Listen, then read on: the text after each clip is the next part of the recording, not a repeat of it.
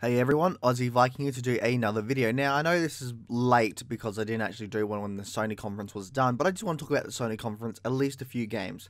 First up, SpiderMan. It looks great. They got a great bit of villains coming in, like Electro, the Lizard, Vulture, and some other guy who I forget right now, but hey, looks like we're getting some damn good villains, and the game looks fun, the game looks great. It could be the new Arkham Asylum, possibly. It wouldn't surprise me because Spider-Man is awesome. And yeah, it looks great. Comes out this year. Not really much to say because I was always excited for this and it just looks fantastic. I think the big game that Sony brought out, however, was, let's put it this way, The Last of Us 2, which I'm absolutely excited for. I am a big fan of the first Last of Us game. I loved it. I loved the characters, I loved how they brought these characters up, and I looked how dark and deep it got. It was really well done. However, lately, a few days afterwards, they've said stuff like, you won't play as Joel. Now, that somewhat scares me because, let's be honest here, they're probably going to kill off Joel. They're probably going to kill off a lot of these characters. Let's be honest here, you play the first game, a lot of great characters that came in are now dead, so it wouldn't surprise me. Now, first up, Ellie looks great. She looks all grown up. She's probably, what, in her 20s or something like that? And she's just like Joel in the fact that she's got to kill to survive in crazy ways. The game looks dark. It looks very similar to the original, and I love the original in terms of story and characters, but level design was hit and miss. I felt like the level should have been bigger, more ways to go, you know, to sneak around and kill instead of being like, alright, here's a little arena, kill everyone and move on.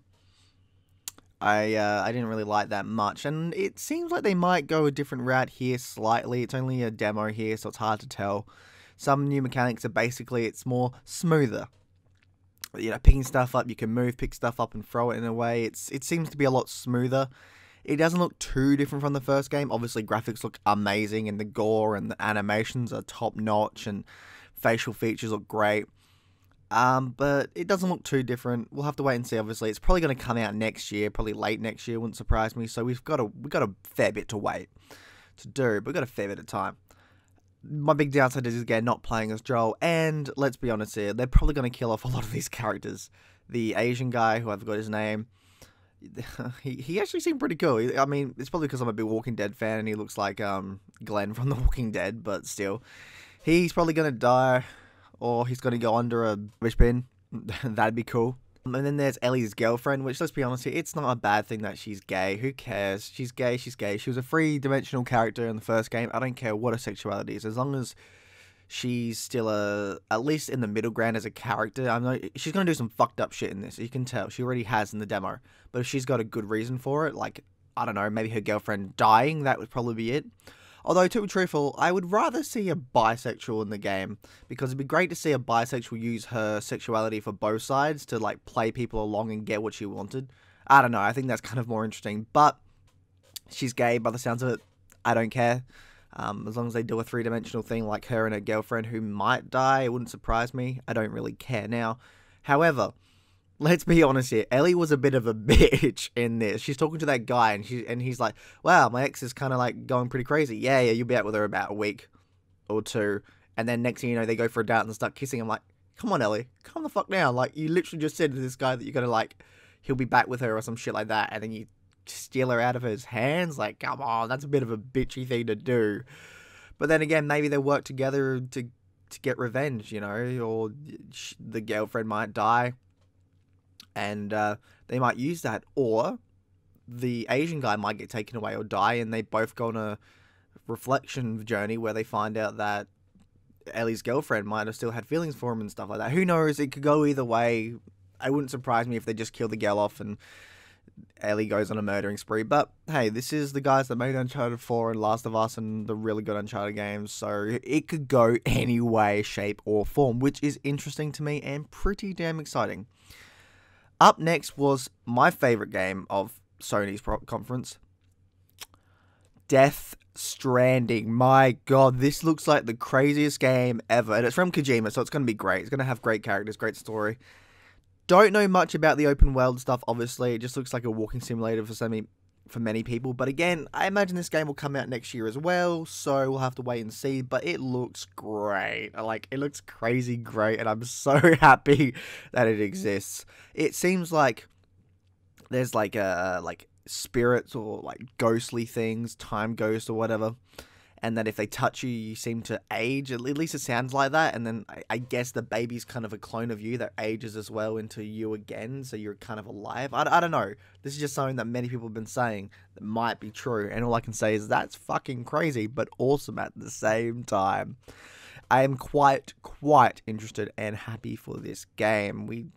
It seems like the sneaking mechanics are very obviously Metal Gear 5, and it seems the gunplay might be very similar to. It doesn't matter, that game was fantastic in the gameplay department.